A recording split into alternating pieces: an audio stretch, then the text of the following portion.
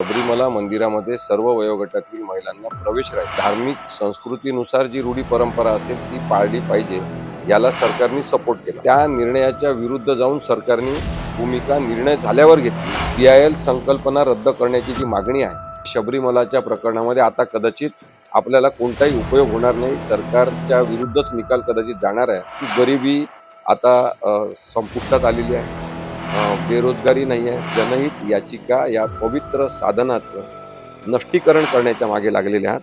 नमस्कार, मी ॲडव्होकेट असीम सरोदे। असीम सरोदे लॉजिकल या यूट्यूब चॅनलमध्ये आपल्या सगळ्यांचं स्वागत आहे। एक अत्यंत महत्त्वाची केस सर्वोच्च न्यायालयात सुरू आहे। त्याच्यामध्ये जो पूर्वी निर्णय देण्यात आला होता की शबरीमला मंदिरामध्ये सर्व वयोगटातील महिलांना प्रवेश राहील, त्या निर्णयाला आडकाठी आणणारं धोरण केरळमधील भगवान अय्यप्पांना समर्पित शबरीमला हे प्रसिद्ध हिंदू तीर्थक्षेत्र आहे। परंपरेनुसार येथे असा नियम आहे की 10 ते 50 वयोगटातील मासिक पाळी म्हणजे पिरियड्स येणाऱ्या महिलांना मंदिरात प्रवेश करता येणार नाही। ही प्रथा चुकीची, भेदभाव आणि विषमता वाढवणारी आहे। त्यामुळे सर्व वयोगटातील महिलांना शबरीमला मंदिरात प्रवेश द्यावा असा निर्णय सर्वोच्च न्यायालयाने दिला होता। धार्मिक संस्कृतीनुसार जी रूढी परंपरा असेल ती पाळली पाहिजे, याला सरकारने सपोर्ट केला। जेव्हा की सर्वोच्च न्यायालयाने निर्णय दिला होता की सर्व वयोगटातील महिलांना प्रवेश राहील, आणि त्या निर्णयाच्या विरुद्ध जाऊन सरकारने भूमिका निर्णय झाल्यावर घेतली, जो की एक प्रकारे सर्वोच्च न्यायालयाचा अपमान सुद्धा आहे। परंतु त्यानंतर ही शबरीमलाच्या संदर्भातली पुनर्विचार याचिका करण्यात आली, आणि शबरीमला पुनर्विचार याचिकेच्या सुनावणी दरम्यान 8 एप्रिल 2026 रोजी काही अत्यंत महत्त्वाच्या घडामोडी घडल्या। काही वक्तव्य करण्यात आले, आणि ते वक्तव्य आपण तपासले पाहिजे। त्याच्या मागची नियत जी आहे ती तपासली पाहिजे, त्याबद्दल चर्चा केली पाहिजे, अशी गरज निर्माण झालेली आहे। सर्वोच्च न्यायालयात केंद्र सरकारची बाजू मांडताना अचानक तुषार मेहतांनी जनहित याचिकांचा मुद्दा काढला, आणि त्यांनी सांगितलं की जनहित याचिकेच्या उपयुक्ततेवर आता प्रश्नचिन्ह उपस्थित झालेलं आहे। अनेक जण हे खोट्या गोष्टींसाठी, बनावट अशा पद्धतीने काहीतरी विषय आणण्यासाठी, सरकारवर दबाव आणण्यासाठी, धोरणाच्या संदर्भात हस्तक्षेप करण्यासाठी आणि त्याला म्हणून प्रसिद्धीसाठी या जनहित याचिकांचा वापर करत आहेत। आता आपण फार सुशिक्षित देश झालेलो आहे, शिक्षणाचं प्रमाण वाढलेलं आहे, लोकांची गरिबी दूर झालेली आहे। त्यामुळे ते न्यायव्यवस्थेमध्ये ज्या बाकीच्या तरतुदी आहेत त्याचा वापर करू शकतात, ते ई-फायलिंग करू शकतात, त्याच्यातून कायदेविषयक मदतसुद्धा मिळू शकतात, आणि त्यांना आता ॲक्सेस टू जस्टिसच्या नावाखाली जनहित याचिकांचा जो पर्याय आपण ठेवलेला होता, तो पर्याय आता ठेवण्याची गरज नाही। काळ बदललेला आहे, त्यामुळे जनहित याचिका हा प्रकारच आता रद्द करून टाकला पाहिजे, अशी मल्लीनाथी ही तुषार मेहता साहेबांनी केली। आता मुळात प्रश्न काय आहे की PIL संकल्पना रद्द करण्याची जी मागणी आहे तो एका व्यापक रणनीतीचा भाग आहे, आपण समजून घेतलं पाहिजे। आधी राईट टू इन्फॉर्मेशन ॲक्ट, माहिती अधिकारासंदर्भातला जो कायदा आहे, तो कायदा अस्तित्वात असताना सुद्धा त्यातल्या काही तरतुदी या रद्द ठरवण्यात आल्या। म्हणजे निवडणूक आयोगाने सांगितलं की आम्ही तुम्हाला मतदार याद्या देणार नाही, मग सांगितलं की आम्ही तुम्हाला मतदार याद्या ज्या उपलब्ध असतील तुम्ही त्या वापरू शकता, आम्ही तुम्हाला आमच्याकडच्या काही याद्या आहेत त्या देणार नाही, आम्ही तुम्हाला माहिती देणार नाही मतदान केंद्रावरची, मतमोजणीच्या दिवशीची, ती तुम्ही माहिती आम्हाला मागू शकत नाही, EVMच्या संदर्भातली माहिती आम्ही तुम्हाला देणार नाही, आणि अशा प्रकारे वेगवेगळ्या पद्धतीचे नोटिफिकेशन्स काढण्यात आले, आणि ते पण निवडणुका लागू झालेल्या असताना। म्हणजे RTIचा कायदा जो आहे तो आम्हाला लागूच नाही, अशा प्रकारची भूमिका निवडणूक आयोगाने घेतली। पारदर्शकता नसली पाहिजे। पारदर्शकता असली तर आपल्या सरकारवर, आपल्या सरकारी कार्यपद्धतीवर प्रश्नचिन्ह उपस्थित केलं जाईल। या संदर्भात आपण या विषयाकडे गंभीरतेने पाहिलं पाहिजे। जनहित याचिका यांचा गैरवापरच होतो, असा जो सरसकट आरोप तुषार मेहतांनी केलेला आहे त्याचा भारतातल्या सर्व लोकांनी निषेध केला पाहिजे। सरकारी बाजू तुम्ही मांडायची, ती कायद्याच्या अनुसार तुम्ही मांडायला पाहिजे। बेकायदेशीर बोलण्यासाठी, काहीही वक्तव्य करण्यासाठी जो वापर करण्यात येतोय, तो आपल्याला असं वाटेल की हा कदाचित त्यांनी असंच बोलण्याच्या ओघात केला असेल, तसं नाही आहे। त्यांनी हा उल्लेख अत्यंत ठरवून केलेलं आहे की शबरीमलाच्या प्रकरणामध्ये आता कदाचित आपल्याला कोणताही उपयोग होणार नाही, सरकारच्या विरुद्धच निकाल कदाचित जाणार आहे. तर याच्यामध्ये आपण एक काहीतरी नवीन विषय आणला पाहिजे, ज्याच्यामध्ये सरकारला सातत्याने त्रास देणारे काही घटक आहेत, जे पारदर्शकतेची मागणी करतात, जे लोकशाहीची मागणी करतात, अभिव्यक्ती स्वातंत्र्यावर गदा आली की जे आरडाओरडा करतात आणि सांगतात की नाही, भारतीय संविधानानुसार अभिव्यक्ती स्वातंत्र्य मान्य केलं पाहिजे, अशा लोकांना चाप बसण्यासाठी मग आपण या पिटिशनचा आता कसा वापर करायचा याची रणनीती ठरवून अत्यंत नियोजनबद्ध पद्धतीने ही मागणी करण्यात आली. एक विषय विनाकारण याच्यामध्ये आणून की जनहित याचिकांचा उद्देश आता संपलेला आहे, त्याची गरज आता भारताला राहिली नाही. त्यामुळे जनहित याचिका हा प्रकारच आता कायद्याच्या क्षेत्रातून हद्दपार केला पाहिजे, असं तुषार मेहतांनी सांगितलं. आणि त्यांनी त्याच्यावर 2-3 गोष्टी ज्या सांगितल्या की गरिबी आता संपुष्टात आलेली आहे, बेरोजगारी नाही आहे जणू काही, आणि त्यानंतर लिटरसीचा रेट फार वाढलेला आहे. मग आपण हे पाहिलं पाहिजे की लिटरसीचा रेट किती आहे. तर आपण बघू की साधारणतः 1976 मध्ये 1976 मध्ये जनहित याचिकांच्या या संकल्पनेचा उदय झाला असं आपण जर समजलो, तर लिटरसी रेट जो आहे तो तेव्हा 34.45% एवढा होता भारतामध्ये. आणि मग आता किती आहे असं आपण बघू, तर आता तो रेट आहे बिहारमध्ये साधारणतः 61.8% आहे. त्यानंतर आंध्र प्रदेशमध्ये 66 ते 72% एवढा लिटरसी रेट, म्हणजे शिक्षणाचं जे प्रमाण आहे, साक्षरतेचं प्रमाण, ते इतक्या प्रमाणामध्ये वाढलेलं आहे. मग आता असं बोलताना तुषार मेहता साहेबांनी याचा विचार केला नाही की भारतातल्या वेगवेगळ्या राज्यांमध्ये साक्षरतेचं प्रमाण हे वेगवेगळं आहे. प्रत्येक राज्यामध्ये साक्षरता ही केरळ आणि तामिळनाडू सारखी नाही आहे, तर वेगवेगळी आहे. आणि त्या प्रत्येक राज्याचं चित्र वेगळं आहे. जेंडर बेसिसवर आपण पाहिलं तर महिलांमध्ये शिक्षणाचं प्रमाण खूप कमी आहे आणि ती जेंडर लिटरसी गॅप सुद्धा त्यांनी विचारात घेतलेली नाही आहे. मग त्यांनी दुसरा मुद्दा मांडला पॉवर्टीचा. मग आपण पाहू की 1976 मध्ये साधारणतः 50% पॉवर्टी भारतामध्ये होती. नंतर 1980 मध्ये जेव्हा आपण असं समजू की PIL या संकल्पनेचं एक्सपान्शन झालं, तेव्हा पॉवर्टीचा रेट हा 43.57 होता, म्हणजे तो काही टक्क्यांनी कमी झालेला होता. आणि आता 1970 मध्ये 50% असेल, तर 2026 मध्ये किती आहे? 2026 मध्ये 23.9% इतका गरिबीचा आलेख आहे. म्हणजे 23.9% लोक गरिबी खाली जगत आहेत. मध्यमवर्गीय गरीब वेगळे, मग त्याच्यामधल्या ज्या कॅटेगरीज आहेत त्याच्याबद्दल मी जात नाही. त्यामुळे ती संख्या जर आपण मध्यमवर्गीय गरिबांची धरली, शहरी गरिबांची धरली, तर ती संख्या निश्चितच 50%च्या वर सुद्धा जाऊ शकते. आता याच्यामध्ये एक्स्ट्रीम पॉवर्टी लाईन जी भारत सरकारने ठरवलेली आहे त्याच्यामध्ये सुद्धा 5% लोक आहेत. म्हणजे तुम्ही विचार करा की तुषार मेहता साहेब जे काही सांगत आहेत सुप्रीम कोर्टामध्ये, ते अत्यंत असंवेदनशील आहे आणि ते विनाकारणच हा विषय काढून PIL रद्द झाली पाहिजे असं म्हणत आहेत, जेव्हा की इतके लोक हे अजूनही शिकलेले नाही. महिला अजूनही खूप मोठ्या प्रमाणात शिक्षणाच्या प्रमाणात कमी आहेत, जेंडर लिटरसी गॅप त्याला म्हणतात. आणि त्यानंतर गरिबीच्या आपण आकडेवारीनुसार सुद्धा पाहिलं तर गरिबीची आकडेवारी अजूनही आपल्याला सांगते की अनेक लोक या भारतामध्ये गरिबीच्या रेषेखाली जगत आहेत, गरिबी या प्रवर्गामध्ये ते मोडतात. मग आता याच्यामध्ये आणखी एक गोष्ट आपण पाहिली पाहिजे की भारतामध्ये गरिबीच नाही असं जर तुषार मेहता साहेबांना सरकारची बाजू मांडताना वाटत असेल, तर मग नरेंद्र मोदी साहेबांनी जे वारंवार सांगितलेलं आहे ते लक्षात घेतलं पाहिजे. त्यांनी काय सांगितलं? भारताचे पंतप्रधान नरेंद्र मोदी काय म्हणतात? 81.35 करोड लोकांना आम्ही मोफत अन्न देतो. या देशामध्ये जर तुम्हाला 81.35% लोकांना मोफत अन्न द्यावं लागत असेल, त्याचा अर्थ काय? 81.35 करोड लोक गरीब आहेत, त्यांना अन्न मिळत नाही, अन्नधान्याचा तुटवडा आहे, त्यांच्या पोटामध्ये अन्न पुरेसं जात नाही. आणि तुम्ही म्हणता की जनहित याचिका हा प्रकार रद्द करून टाका. अत्यंत असंवेदनशील अशा प्रकारचं हे स्टेटमेंट तुषार मेहता जे ॲडव्होकेट जनरल आहेत इंडियाचे त्यांनी केलेलं आहे आणि त्याचा आपण निषेध केला पाहिजे.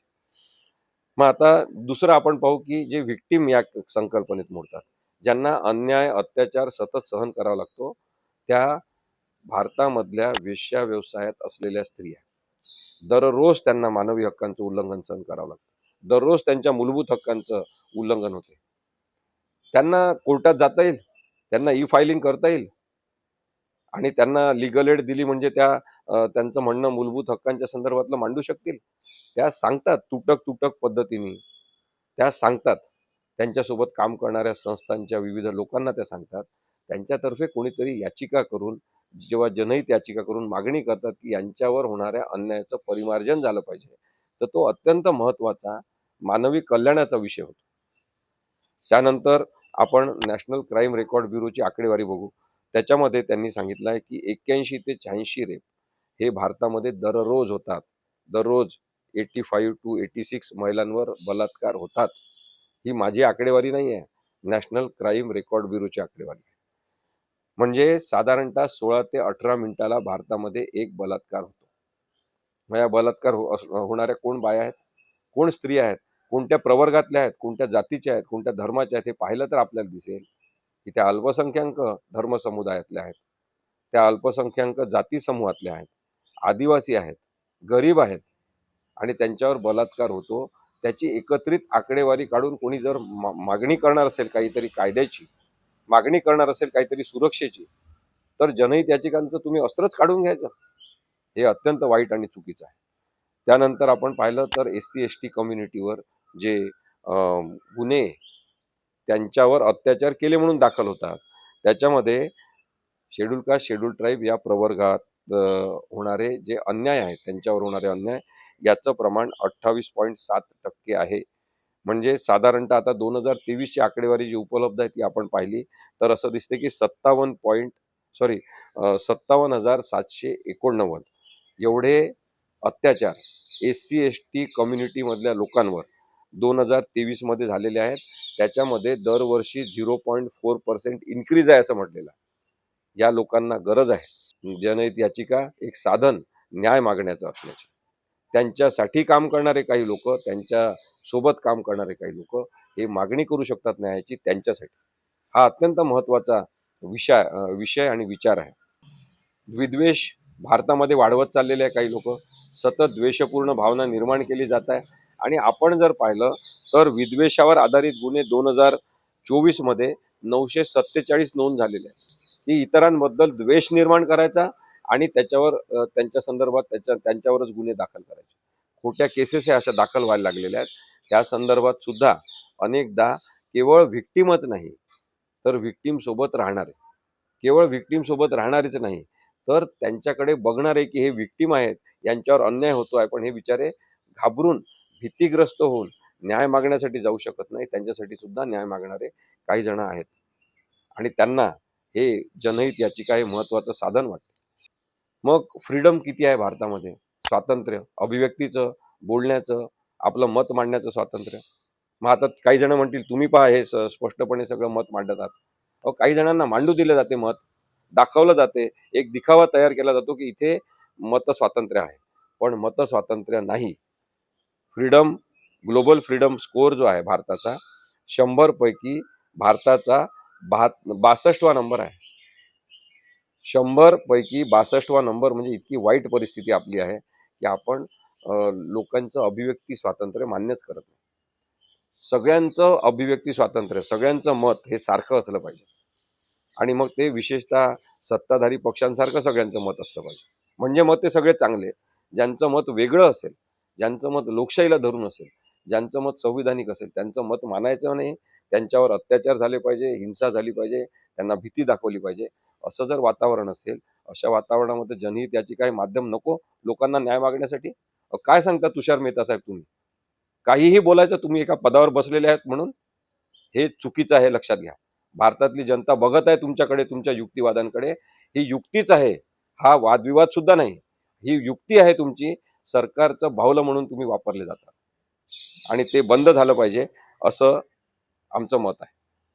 मग आता तुम्ही म्हणता की जनहित याचिका करण्याच्या या संकल्पनेचा गैरवापर होतोय.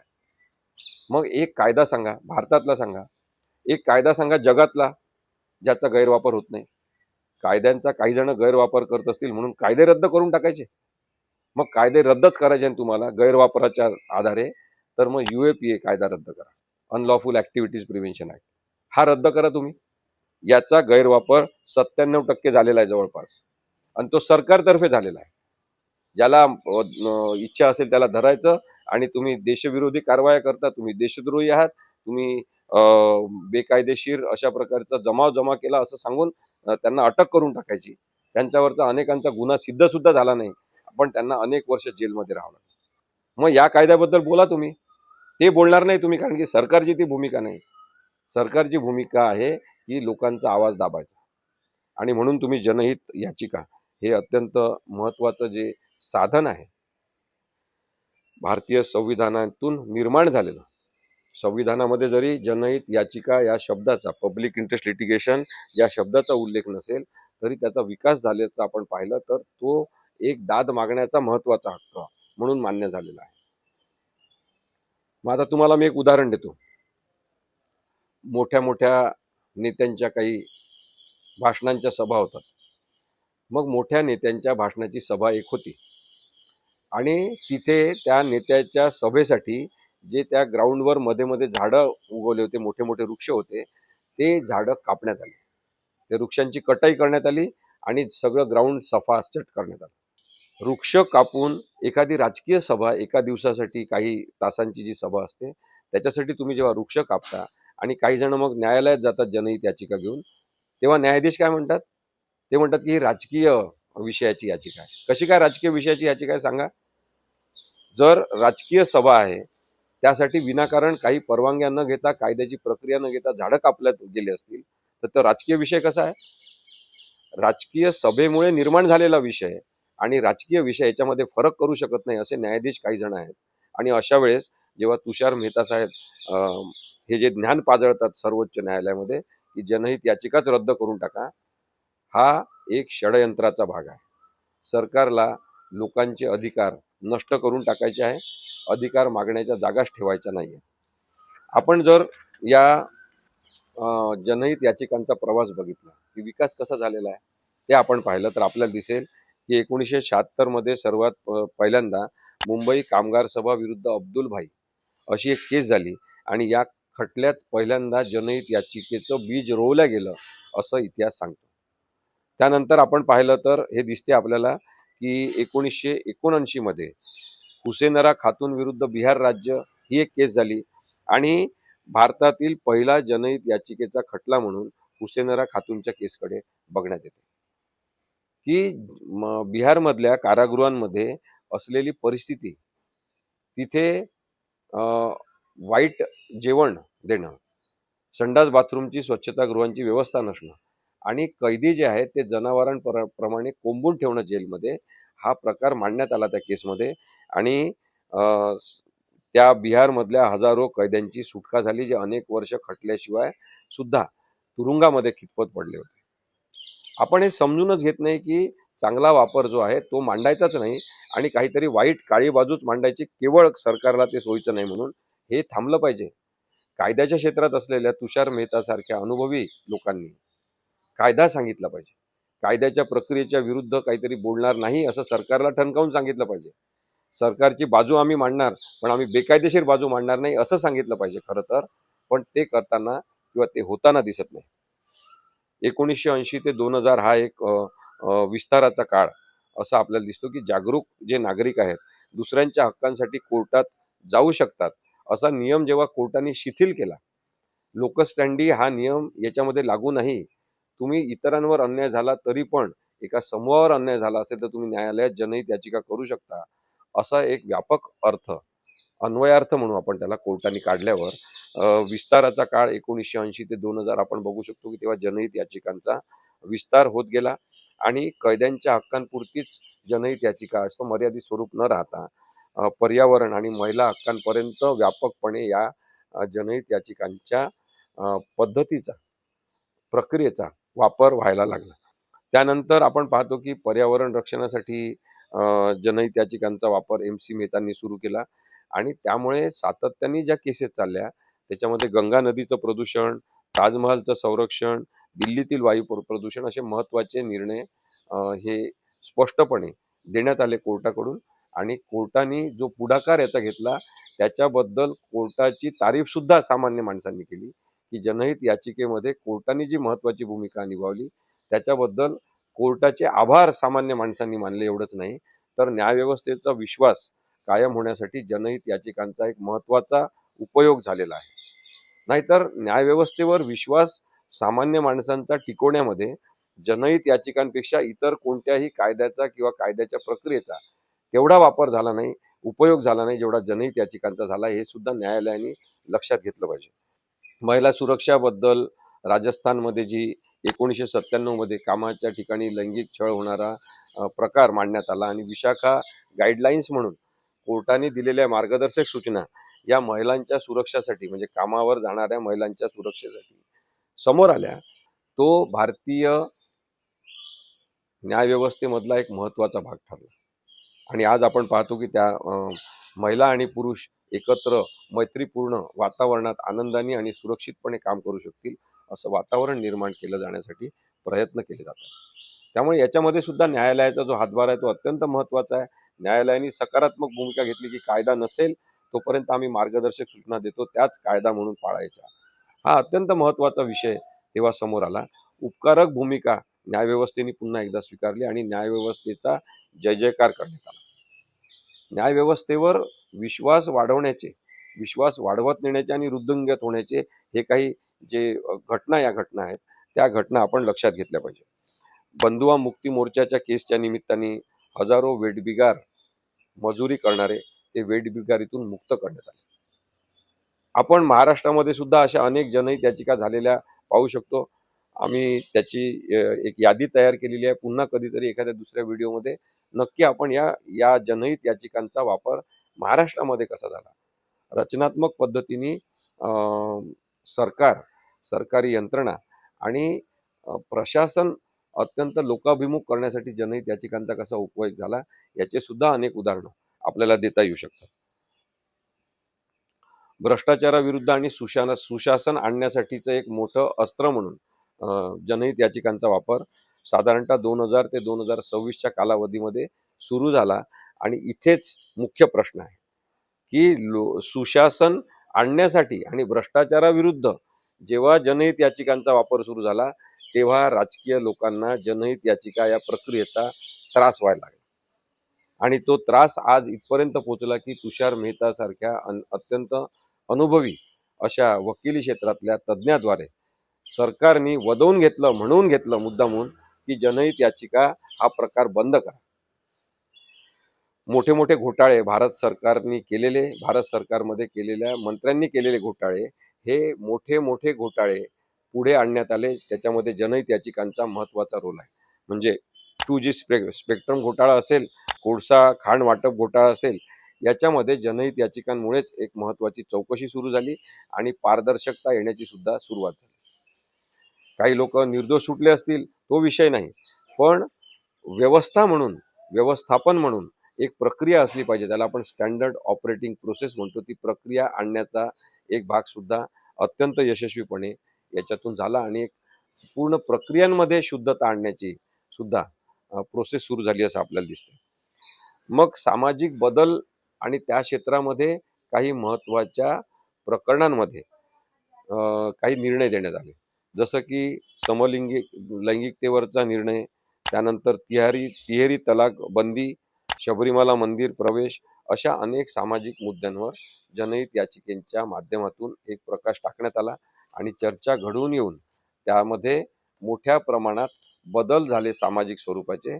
आपण एक सामाजिक दृष्टिकोन भारत म्हणून बदलला आणि पुरोगामी स्वरूपाचा जगामध्ये प्रचलित असलेला एक दृष्टिकोन स्वीकारून आपण वैश्विक होण्याकडे आणि जागतिक होण्याकडे सुद्धा जनहित याचिकांच्या माध्यमातून सुरुवात केली असं आपल्याला दिसते. मग आता AQI जे आहे, ॲम्बियंट क्वालिटी इंडेक्स, त्याच्यामध्ये सुद्धा भारत सातत्याने आपली प्रकृती खालावताना दिसतो. हवेचा दर्जा सगळीकडचा खराब होत चाललेला आहे. त्याच्यावर सुद्धा म्हणजे विशेषतः चंदीगडच्या खराब हवेवर सर्वात पहिल्यांदा आपल्याला जनहित याचिका झालेली दिसते. आणि माहितीच्या अधिकाराची प्रभावी अंमलबजावणी कोर्टाने केली पाहिजे अशी सुद्धा मागणी त्याच्यामध्ये करण्यात आली. त्यामुळे सामान्य माणसाच्या हातातलं एक न्यायालयीन शस्त्र म्हणून त्याचं वर्णन करण्यात आलं.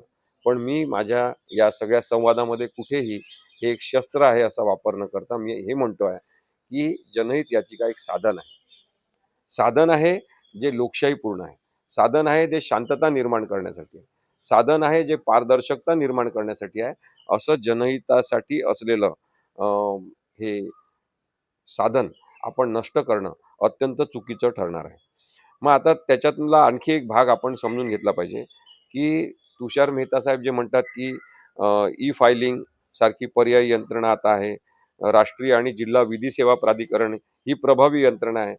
तुम्ही येऊन बघा ई फायलिंग कशा पद्धतीने होत आहे. वकीलच त्रस्त आहेत ई फायलिंगच्या या प्रकारामुळे. कुठेही परिणामकारकता आपल्याला दिसणार नाही. तुम्ही प्रभावी यंत्रणा आली आहे वगैरे जे सुप्रीम कोर्टात सांगता ना, तुम्ही खाली येऊन बघा.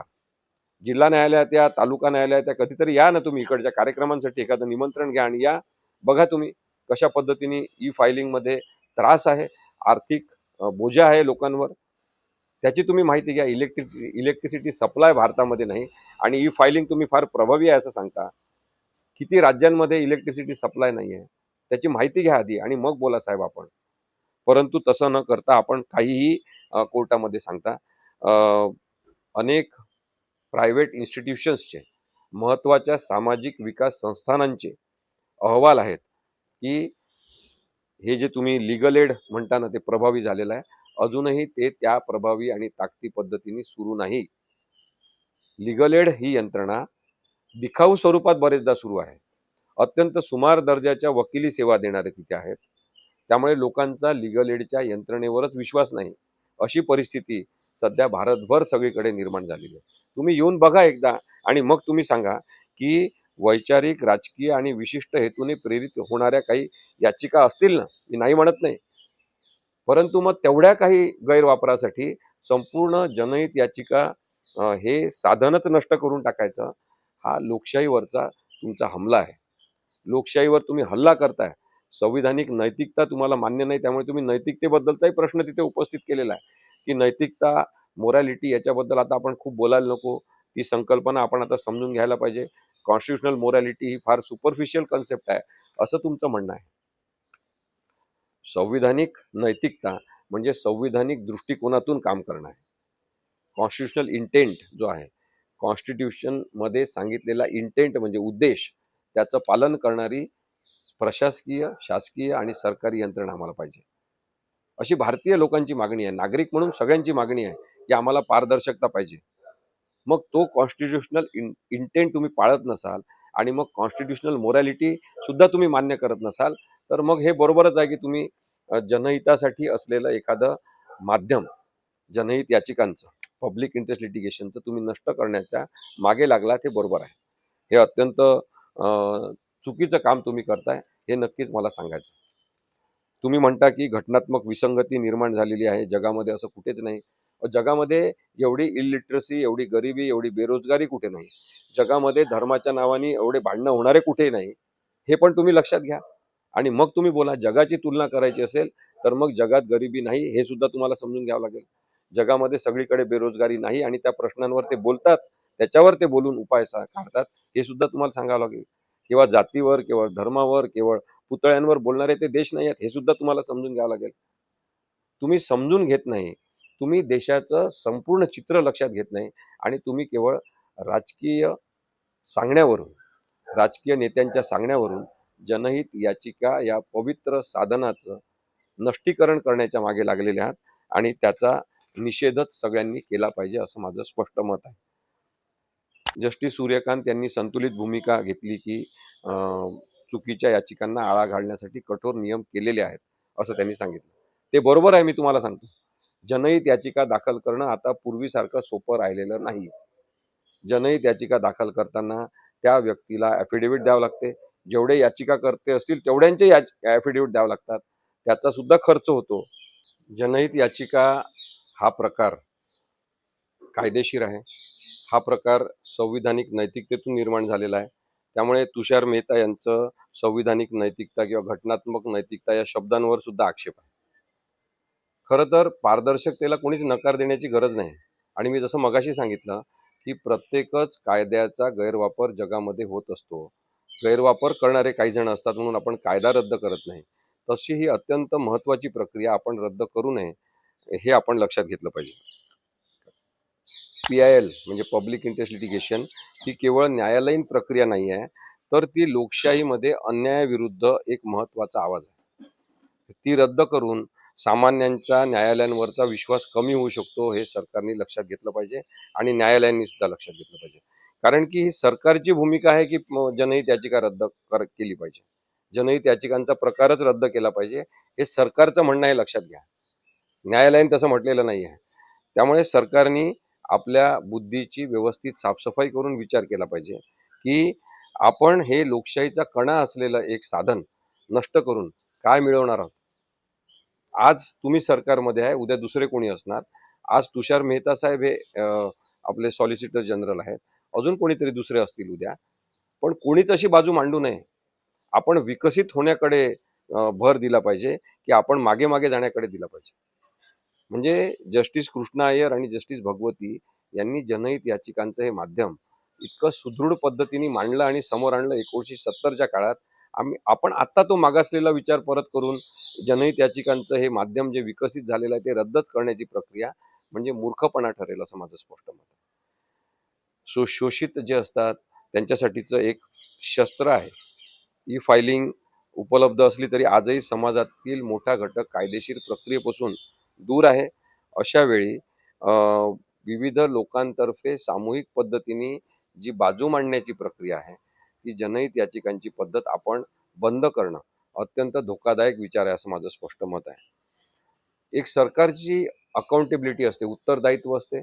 जे उत्तरदायित्वच सरकार मान्य करायला अनेकदा तयार नसते, त्याची जाणीव करून देण्यासाठी काही लोक येतात आणि सर्वोच्च न्यायालयात किंवा उच्च न्यायालयात जनहित याचिका दाखल करून हे सांगतात की अन्याय करू नका. हे सांगतात की प्रशासनामध्ये पारदर्शकता ठेवा. हे सांगतात की तुम्ही लोकशाहीमध्ये लोकप्रतिनिधी म्हणून काम करतात, तुम्ही राजे महाराजे होण्याचा प्रयत्न करू नका. हे सांगणं म्हणजे चुकीचं नाही आहे. ही संविधानिक नैतिकता आपण सगळ्यांनीच पाळली पाहिजे अशी आहे. पण मग तुमचा तर त्या संविधानिक नैतिकता या शब्दावर पण आता आक्षेप आहे.